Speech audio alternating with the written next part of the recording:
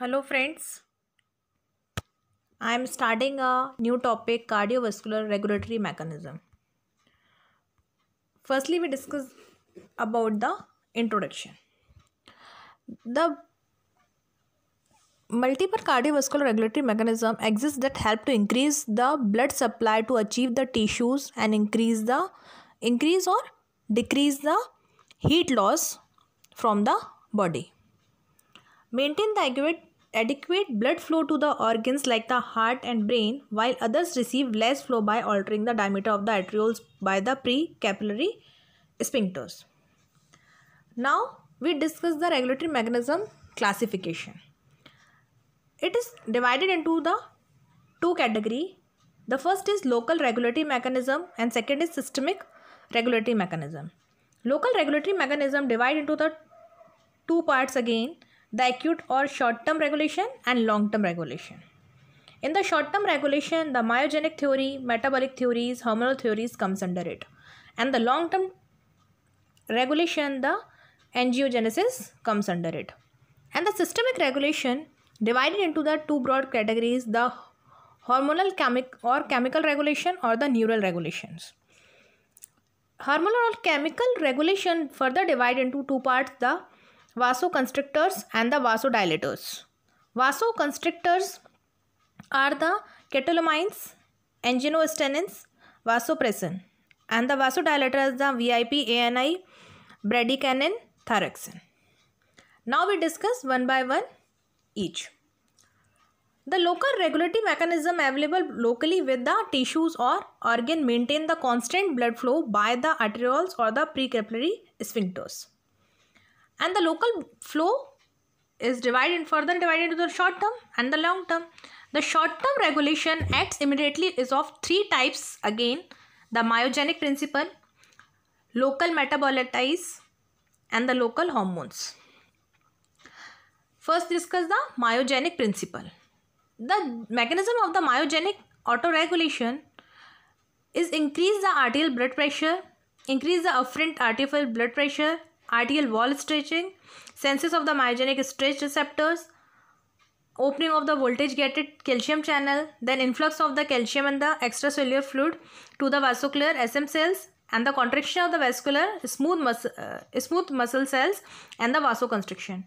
And decrease in the myogenic principle is minimizing the change in the afferent arterial blood flow and minimizing change in the GFR also. And the myogenic theory autoregulation, blood flow is maintained relatively constant despite and the increase the blood pressure. How is it possible? Firstly, increase blood pressure, so afterwards increase the stretch of muscle. Then stretch muscle contract in a small radius and greater resistance. The vascular tone, the second important term in this myogenic principle, the basal myogenic tone. The basal myogenic tone means the all arterial venous vessels under the basal condition exhibit the some degree of the smooth muscle contraction that determines the diameter and hence tone of the vessel. Basal vascular tone differs among organs. The myogenic mechanism originates from the vascular smooth muscle which increases the tone. And the spontaneous discharge of the pacemaker cells is spread of the AP and the contraction of the vascular smooth muscle. The next is local metabolites. The vasodilator theory, as the metabolism and the oxygen consumption increases, vasodilator are the produced and released from the tissues. These act on the precapillary sphincters and metasteroids and the arterioles. Some vasodilators are the adenosine, CO2, ATP, compounds, histamine, potassium ions and the H plus ions. Many thinkers like adenosine is the most important. Local hormones, the vasoconstrictor and the vasodilators. In the vasoconstrictor, serotonin from platelets, thromboxane A2 from platelets, endothelin from the endothelial cells. And the vasodilators comes under it the nitric oxide from the endothelial cells, prostaglandin from the endothelial cells, histamine vasodilator metabolites VDAMs from the tissue metabolism. Now the autoregulation of the blood flow in the different organ. Autoregulation is a manifestation of the local body's flow regulation, and we can say that the intrinsic ability of an organ to maintain a constant blood flow despite change in the perfusion pressure. For example, if perfusion pressure is decreased to an organ, blood flow initially falls and then returns toward the normal level over the next few minutes. You can see in the picture the cardiac left heart, then distribute in the brain, and then heart, then liver and digestive tracts, then kidney, then skeletal muscle, then skin and the bones and the other tissues, and goes to the right heart. The next category of the regulatory mechanism, the long-term regulatory mechanism. In this, the angiogenesis. Angiogenesis is formation of new blood vessels. This process involves the migration, growth and differentiation of the endothelial cells which lines the inside wall of blood vessel.